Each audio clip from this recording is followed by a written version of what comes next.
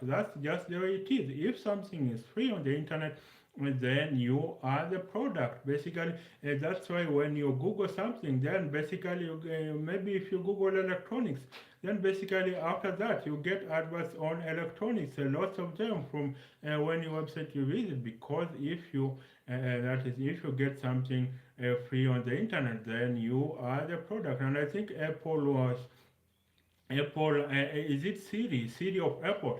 It was fined about $50 million for collecting user information, private information, and then sharing it to marketers. So that's how online marketers get their information. That is Siri. Basically, that's their business model. Because if you're going to scout through Google websites, then basically they will serve you adverts. That's how Google makes $70 billion per year in revenue. That's the business model online. And I think maybe that's just another issue altogether. So what do you think is the future of mainstream media in Kenya? And I think the CPM rates, so maybe if more African advertisers move online, then there will be more people coming online, and that's how we'll be able to have people in YouTube earning more money. Because I think in America you have lots of YouTube millionaires. Look at this boxer. I quite forget his name. He is a YouTuber, but was paid lots of money because people will be coming to watch the fight on his YouTube channel. So that's it. Looking at Eric Latiff on why he is leaving Spice FM. That's Eric Latiff leaving Spice FM. Then what else do you have? So then what else happened in the week? And another thing that happened in the week is KCSE exams. If you are not in Kenya, KCSE basically is high school exit exam in Kenya. In America, they call, I think you have the SAT or the ACT. SAT, that is if you want to join a college in America, then basically you got to take the high school exit exam, the SAT. So this week the high school exit exams KCSE results were announced, and I think there were about 1,600 A's. There were 1,600 A's. So basically, this is a lot of people are calling for the return of the education minister Fred Matiang'i, because they think the number of A's is getting too much. I think it's too many A's. 1,600 A's. Of course, I think about 5,000, 7,000 A minuses. So basically, the people who got C plus and above were about 25%. So I think maybe the mean grade of going to university will be raised to a C plus. I think the mean grade of going to university will be raised to a C plus, and I think it's of course it's a good thing. But I think maybe those are too many people going to universities. It used to be that during the Moi era, only 10,000 Kenyans used to qualify. 10,000 students used to qualify to go to university. So now it is about 150,000. So you can imagine. That's why these days the graduates have no jobs, because there are just too many degrees around. Because I think all the technical institutes were converted to universities. Maybe that's the problem we have. Too many technical institutes, about 30, 35 of them, about 40.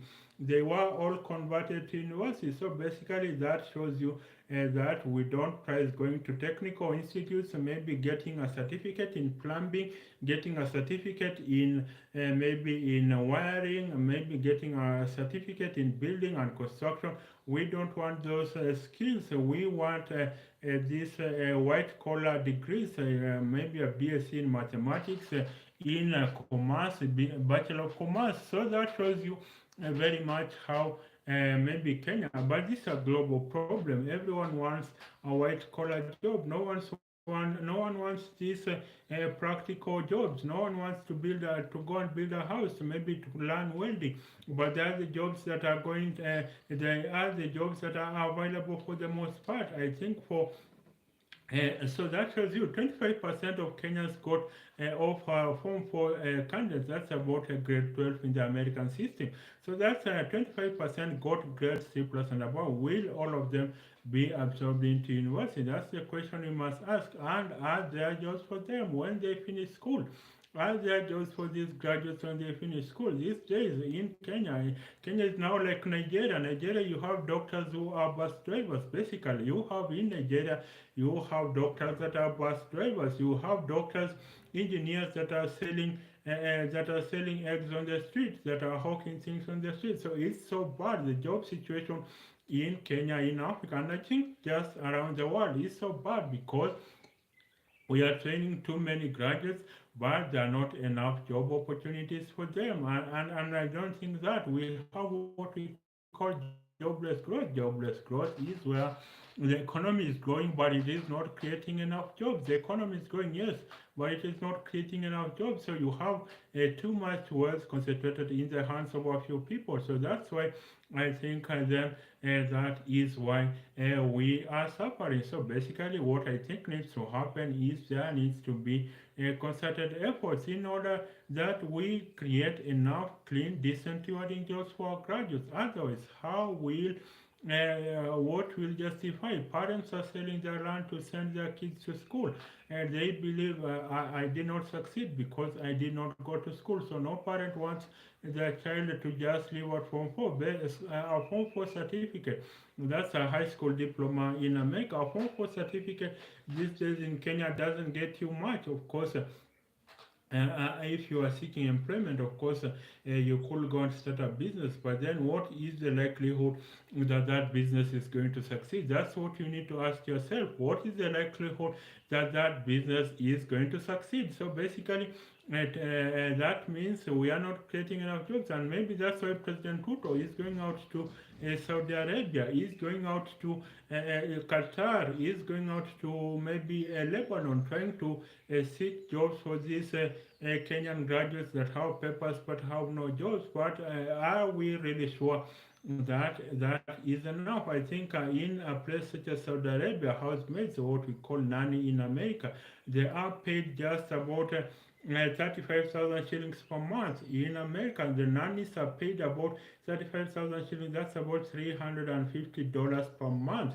But of course, this is the starting salary of most jobs of graduates. But then someone says, yes, we've had horror stories in Saudi Arabia, basically where our people are killed in Saudi Arabia. We've heard of horror stories where housemaids are killed in Saudi Arabia. But then what do? Someone has no job, so they say, at least even if I die, it's better than being poor here in Kenya. So I think the unemployment situation in much of Africa, I think, is just dire. So President William Ruto came with a platform that he needs to create the jobs here, and that he needs to be able to create the right. Of course, the government says these days it doesn't create the jobs, but it creates enabling environment. So that's the excuse. That the excuse for government is not to create jobs, but to create an enabling environment. So that's what they say. They want to create an enabling environment so that investors can come here. But look at the investors that are coming. 100 businesses have closed shop in the recent past, and more than 100 companies have shut down their operations in Kenya. So does that tell you that the cost of doing business in Kenya is too high because of the taxes of the Ruto regime? The taxes are just so high. The businesses cannot be sustained. So how do you I think the KRA, that's the Revenue Authority of Kenya, when they see your business, maybe they just see as another avenue to milk you. So basically, and I think you cannot tax your way to prosperity. That's what we need to know.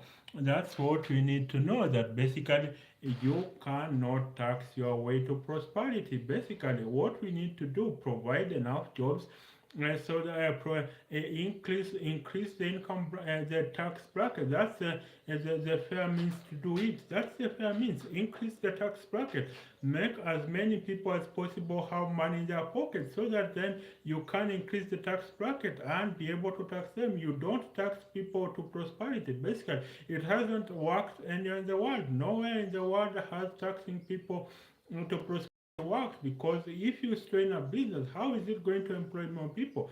The issue is, if you want to employ more people, if you want to have more people in the bracket, you need to incentivize businesses to succeed, so that then they get to hire more people. When they hire more people are formalized, more people come within the tax bracket. That is how you are able to employ more people. Otherwise, if you don't employ more people, then that doesn't just work. That doesn't work. If you don't if businesses are not supported to create wealth and employment, then no more people will come within the tax bracket, and so you will be taxing those businesses. I don't know who the economic advisors of President Ruto are. Who are the economic advisors of President Ruto? How do you tax a business to death? If it closes down, those businesses lose jobs, and you don't have people to tax. You don't have people in the tax bracket, and this is nothing to do a report on, nothing to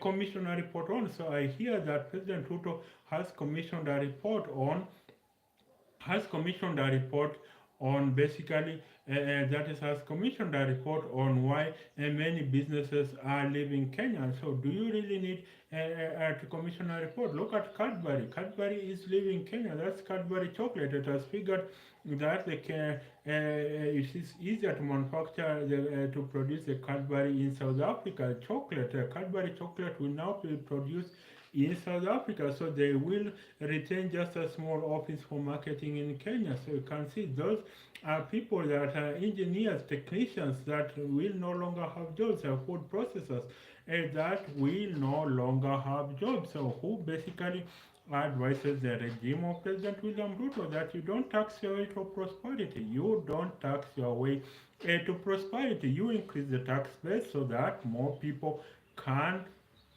fall within the tax bracket, and then when they fall within the tax bracket, then you can have a larger tax base, then you can get more money. And of course, this is more a right wing this is more a right wing strategy. Create the enabling environment for businesses to prosper. Have tax breaks. Maybe say, if you want to set up operations in Kenya, maybe for the first 2 years you will not be required to pay any tax. Maybe that's what they need to do. Maybe for the first 2 years you will not be required to pay any tax. Then after that, then that is when you are going to pay any taxes. So that's what you need to be able to do. Otherwise, if you say that basically we are going to tax your way to prosperity, then that is why Kenya is limping. And of course, someone said when they want to when we demand for change, when we demand for accountability, they compare Kenya to Sudan. That's what they say. When we demand accountability, they compare Kenya to Sudan. When they want to tax us, they compare Kenya to Singapore. So why not at least bring government services, bring services so that at least in a place such as the Scandinavian countries, they are taxed so much, about 60%, but they can't see the services and that what their taxes are doing. They can't see the services. They can't see to go to a place such as Sweden. University is free. You are even paid a monthly allowance to go to university in a place such as Sweden. So when you get work and you are taxed out to 60% of your income tax, you know that better hospitals is going to better extension services is going to improve services. If you are going to tax people and all they see is a politician stealing that money, building palatial homes, buying the latest helicopter, buying the latest jets, so how do you think then people will go? People are going to avoid paying taxes or even avoid taxes altogether, because remember the illegality is in tax evasion. Basically, it is illegal. Tax evasion is illegality, not tax avoidance. Tax avoidance is keeping your taxes as low as possible. So basically, I think this whole came about because of that is the Form 4 graduates that are doing exams. 25% got a minimum university entry grade, that is C plus and above. That's about 250,000. They got above grade C plus. So they are to go to university, but then what jobs are they assured? We are now going to be like Nigeria, where doctors will be bus drivers, doctors will be motorcycle border riders, doctor engineers will be selling eggs on the streets. That's the kind of economy that we are bequeathing our children, and I think it's not a very good thing. And maybe the other thing we need to address, basically, it's not bad to take in debt, but what is this debt going to do? What is this debt going to do? In many African countries, we are not only taking in debt, but then that debt is not is going to basically projects that have no bearing on people's livelihood. So that's why I say that basically we need to be able to just figure out how we are going to be able to solve the most common issues. Basically, don't tax us to death. That's what these African leaders need to know, that they don't need to tax us to death. So basically, that's what we need to know. Of course, that's another issue. Of course, the issue I was talking about was the release of the KCSE result. That if you are not a Kenyan, a KCSE basically is the high school exit exam that is done in Kenya. Basically, that's the high school exit exam. Basically, in America, I think they call it the SAT or the ACT. Basically, if you want to go to a college such as Harvard. And then, of course, the other issue from the release of the KCSE results, the other issue we'll discover is that these top-notch students will not study in Kenya. They will study in American universities. You can be sure these top students will all get full scholarships to go and study in America, the so-called Ivy League university. So these top Kenyan students, the air students, you can be sure they are going to apply for scholarships. And a university such as Harvard, it has an endowment of about $53 billion. So that means it has an endowment of $53 billion. That's Harvard. That means it can basically get any student from anywhere in the world. That's Harvard. It can get any student from anywhere in the world. It can attract the best and brightest from any corner of the world. This is what makes American economy prosper.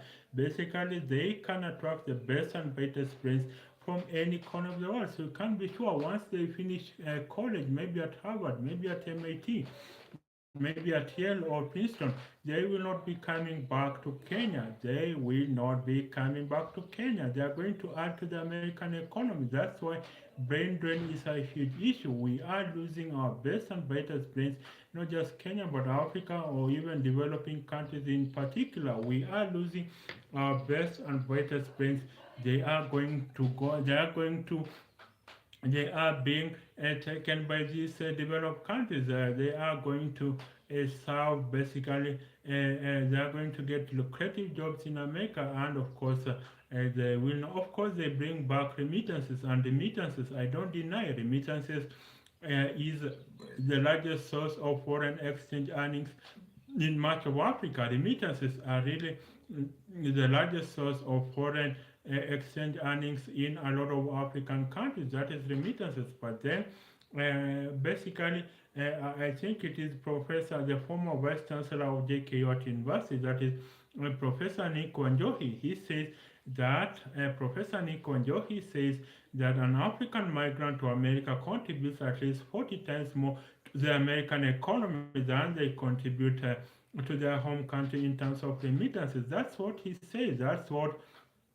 Professor Nick Wanjoki says. That is, an African migrant to America contributes at least 40 times more to the American economy than they do to their home country in terms of remittances. So basically, Africa, we are losing our best and brightest brains, and this is not good. Africa, remember, Philip Emeagwali, the Nigerian American Philip Emeagwali, he says that Africa would still be poor even if $1 trillion was poured into Africa, simply because it has no intrinsic value. This $1 trillion, our best brains left. That's why they are going to develop patents for American companies. They are going to develop innovations for American companies, and then of course they will make money. People think that it is only whites who develop these patents, but African migrants are basically are also able to. African brains have these patents. Look at so basically,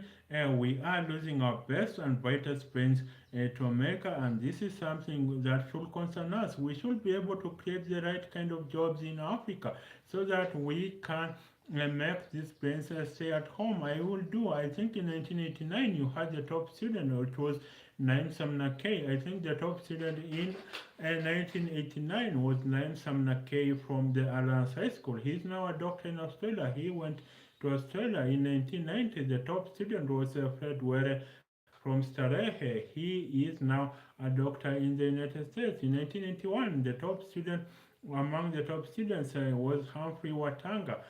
He went to Harvard, and of course, that one returned. He is now the Commissioner General of KRA, the Revenue Authority, in 1992.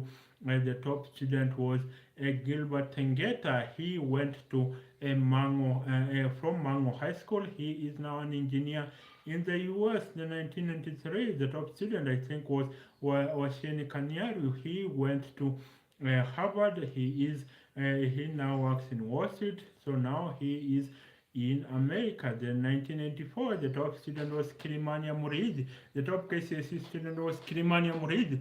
He was from Alliance High School. He went to MIT, that is the Massachusetts Institute of Technology. He is now he is now, I think, a computer engineer in America in 1995. I'm not sure, but among the top students was James Mwangi. He went to Harvard from Alliance High School. He is now a management consultant in South Africa. 1996, I'm again not sure, but one of the top students was Nathaniel Choge. He is now I think a financial consultant in America in 1997 was Mwashuma Nyata from Alliance High School. He is now, I think he is now a financial consultant in America. I think by SoftBank. So that's Mwashuma Nyata from Alliance High School. He went to Harvard, then went to be a Rhodes Scholar. In 1998, the top student was Timothy Zairu. He went to from the Alliance High School. He went to Harvard and is now a computer engineer. Was at Microsoft. Then in 1999, the top student was Samuel Gikandi from the Alliance High School.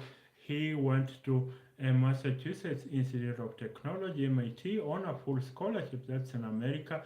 He returned. I think He worked at Goldman Sachs in Morgan Stanley in Hong Kong, then came back, founded a company, Africa Stocking. He's one of the board members of Stanbic Bank, Standard Bank. I don't know whether it's Standard Bank or Stanbic Bank. And then in 2000, the top student was Darti Shampati from Mango High School. He went to University of Adelaide in Australia. He has a PhD. I think I don't know whether he finished his PhD. That is, I don't know whether he finished his PhD. That Shampati. But of course, if you went to Maths and Mango Maths contest in 2000, you remember that Shampati, he scored 29 out of 30. I think he scored 99% in Maths and Physics. That is that Shampati. He is now, I think the last time I checked, he was a defense software engineer. He was a defense software engineer at. He was a defense software engineer at I think Apogee Defense Systems in Australia. So I think maybe he's an Australian citizen. Then in 2001, the top student was Amit Monga. He went to McGill University in Canada. Now he is a software. I think he works for a bank in Canada. So that's Amit Monga from Starehe Boys Center. In 2002, the top student was Paul Bondi from Kenya Kine High School. At least that one, he was the first one to study in the country.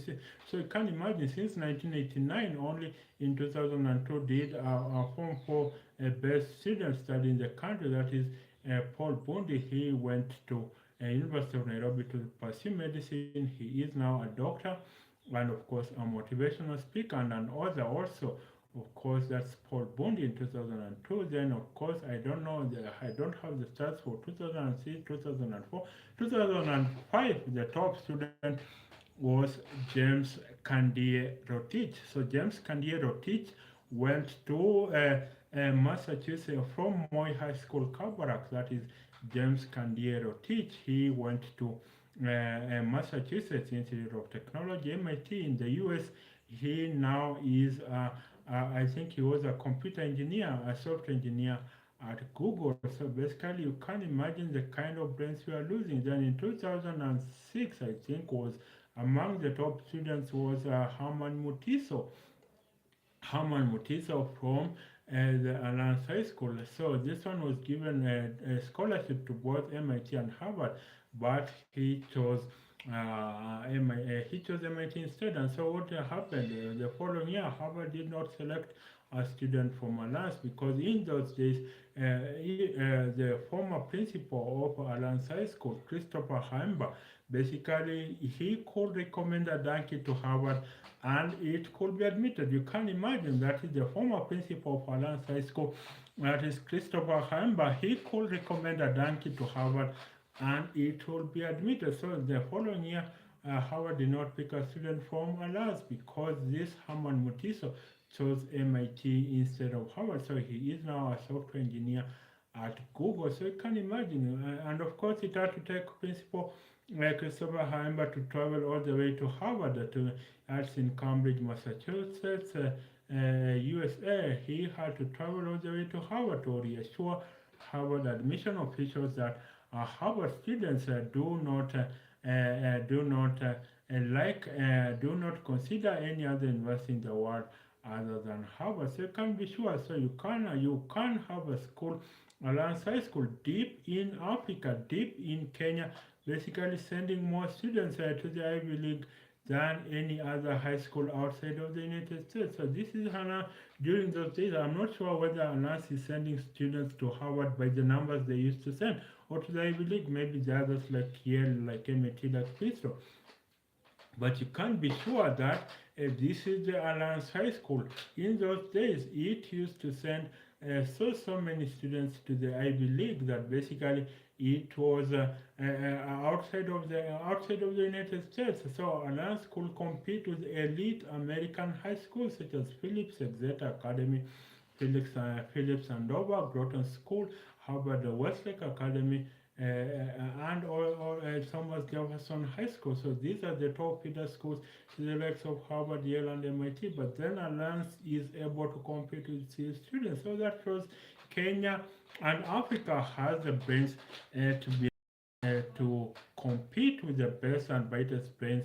But then what do we need to do? We need to be able to give these people capital. Why don't we give these people $1 million in capital so that then they start businesses, they start high-end companies in Africa? That's the way to be able to make us competitive. We lose these brains, they go outside, they develop those countries, we get nothing in return. So basically, our education budgets are about subsidies for America. Basically, our education budget are about supplements to American higher education system. They get our brains so cheaply, they don't help us at all. And that's why we need to address, if we are not going to create the right kind of conditions, if in Kenya a politician is worth billions, then a doctor is earning 15,000. What do you expect? Do you expect these brains to stay in Kenya? Do you expect these brains to stay in Africa? When a politician who has barely no level of education, who has barely never created a product, and that's the hallmark of Africa. That's the paradox of Africa, that you have billionaires that cannot point you to a single company they run, a single product that they invented. Basically, being billionaires, the likes of, I'll not mention names here, but you have billionaires that never created any product at all. You have billionaires that never created any. You have billionaires that never invented anything, never invented anything, and they are worth billions. And then you have a doctor earning 15,000, earning 25,000, and then you are telling me that basically they will stay in this country, they will leave, they don't care. At least people we live, and that's why then in Africa we must be able to keep these brains at home. Why not have every professor maybe get 10 million shillings in research? Why not have that? Why not have every professor get 10 million in research? That's the way to resuscitate the African economy. That's the way to resuscitate the Kenyan economy. If we don't do that, then Africa is going to suffer largely. So basically, I was looking at an event of the week. Of course, that was the release of the KCSE results. The KCSE, if you are not a Kenyan, KCSE is a high school exit exam, secondary school for those who pursue secondary school. And then another event of the week that happened is swearing in of a new president in Ghana. That is President John Mahama was sworn in Ghana. Remember, he won with 56% of the vote. That's President John Mahama in Ghana. So basically, now Ghana is going to be Ghana is going and the president already he has been sworn in. So President John Mahama ruled from 2011 to 2017. He was 2016. He was defeated by Nana Akufo-Addo, who ruled between 2016 to 2024. And now he is back in power, just like Donald Trump, becoming that is holding two terms non-consecutive, holding two non-consecutive terms. So basically, now President John Mahama was sworn in as the president of Ghana. So what is it with leadership on Africa? Why don't we elect people that are going to work for us? Why don't we elect people that are going to work for us? That's what we need to ask ourselves. Why don't we elect people that are going to work for us? And that's why when we say Africa is in a deficit because of its leadership. Basically, the voting patterns between the university professor and his cousin in the village is exactly the same. What is the surname? What is the surname? Basically, if they have the same surname as us, then basically they are like us. So we vote based on tribe. We don't vote based on issues. And basically, African political system is broken. We don't vote based on issues. We vote based on tribe. The voting pattern of the university professor and his cousin in the village is exactly the same. What is the surname of the electoral candidate? If they have the same surname as us, then basically we vote them in and then we celebrate. We say one of our own. So basically, that is something that is bringing Africa down. I think we need to have just two parties in Africa. All these briefcase parties in Africa, what are they doing to help us? That's what we need to ask. All these briefcase parties, what are they doing to help us? Basically, we need just two parties in Africa, a left of center party that's about equality of opportunity. That's a left of center party that's about equality of opportunity. That is, you get everyone to the same starting lineup. That's basically you get everyone to the same starting lineup. Basically, you bring that is you bring maybe high quality education, high quality maybe business capital building so that then they can start at the same starting lineup. That's what builds a society excellence. And then you have a right of center party that's about individual creative genius, basically individual creative genius. And that's how maybe people that can start their own businesses that have their own ideas. So basically, in Africa, we don't need all these parties, these briefcase parties that are just about winning elections and nothing else. Basically, our parties are not ideological. Are not bastions of ideological thought and opinion. They are just basically for winning elections, and that's why after a party loses an election, it crumbles. Look at the way African opposition parties are crumbling. Look at PDP in Nigeria. Look at ODM, and maybe Jubilee in Kenya. Look at opposition parties in Africa and the way they were crumbling. So basically, we need to be able to build political parties for posterity so that they can be bastions of ideological thought and opinion. That's the way we can remake these parties. That's the way Africa can indeed. That's the way Africa can build better leaders that are able leaders that can basically put Africa forward. We have leaders that have no idea of what it means to develop Africa. And this is why I say we need just two political parties in every African country. These tribal-based parties are why elections are tumultuous in Africa. Why elections are times when there is a strife in Africa, when there is conflict in Africa. And this is why I would say that Africa really we must do more. So what we saw this week, that is the swearing in of the Ghanaian president, that is John Mahama, who had lost the election in 2017, 2016, again in 2020, but he captured the seat. So let me look at politics globally. So I will look at politics globally in America. So in America, Trump is going to was given a non-custodial sentence. So basically, he will not face a jail term. He will not face that is Donald Trump. In the Making America, I'm looking at Donald Trump. So he was given a non-custodial sentence. So basically, he will not go to jail. Of course, he is the incoming president of America. As the first convicted felon to be able to be elected president in America, Donald Trump really comes in with a lot of fuss. So that's why I would say that basically this is uncharted territory. This is really uncharted territory we are going into, and we'll see what comes of Donald Trump. How is he going to navigate Trump? Remember, Trump is the only the second American president to win two non-consecutive terms. The first one was Grover Cleveland in 1892, and now Donald Trump, who will be the first president since 1892 to win two non-consecutive terms. So basically, some are saying so it was a contrasting vision between Donald Trump and Kamala Harris. It was a contrasting vision. On the one hand, you had Donald Trump basically wanting to basically about the economy. Remember, for the fans of Donald Trump, they say the economy was strong during Donald Trump's era, and of course for Kamala Harris, they say that she has no idea on how to develop the American economy. So basically, it was about economy for Donald Trump, while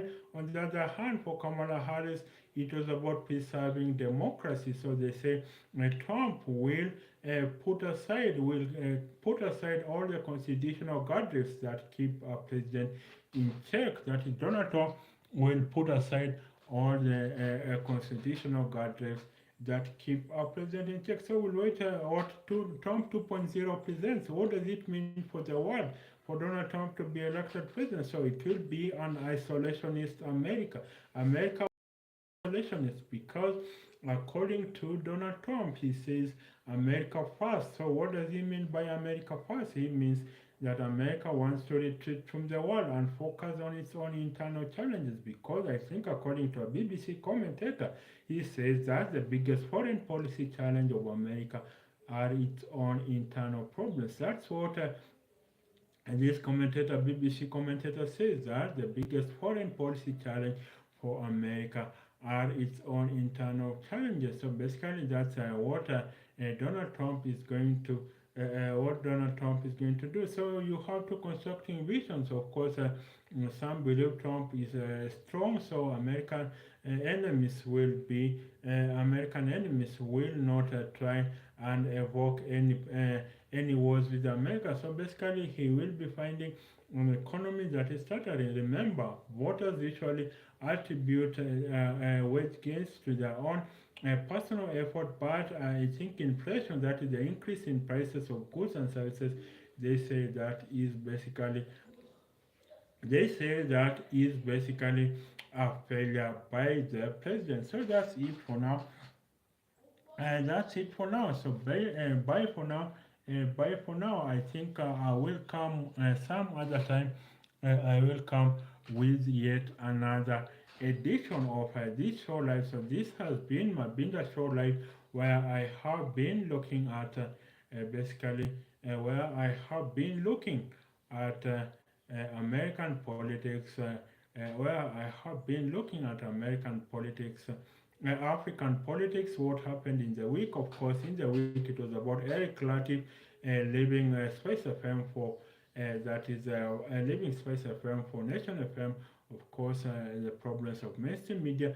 Then, of course, I looked at the release of the KCSE exam results. Of course, the high school, secondary school exit exams in Kenya, what it means for Kenya, Africa, and the world to lose our best friends. And of course, I have been looking in Africa perspectives at the swearing in of John Mahama as Ghana's president. And now, of course, I have been looking at Donald Trump being given a non-custodial sentence in America. So basically, the first. He becomes the first that is a convicted felon to be elected president. He will be sworn in on January 20th, so that's about 8 days from now, or 9 days from now. And of course, in ideas, I was looking at brain drain. Of course, I tied it to the KCSE story. That is the KCSE story. That is basically the leaving of our best and brightest friends and going to America. So that's it for now. Bye for now till the next time. Bye for now.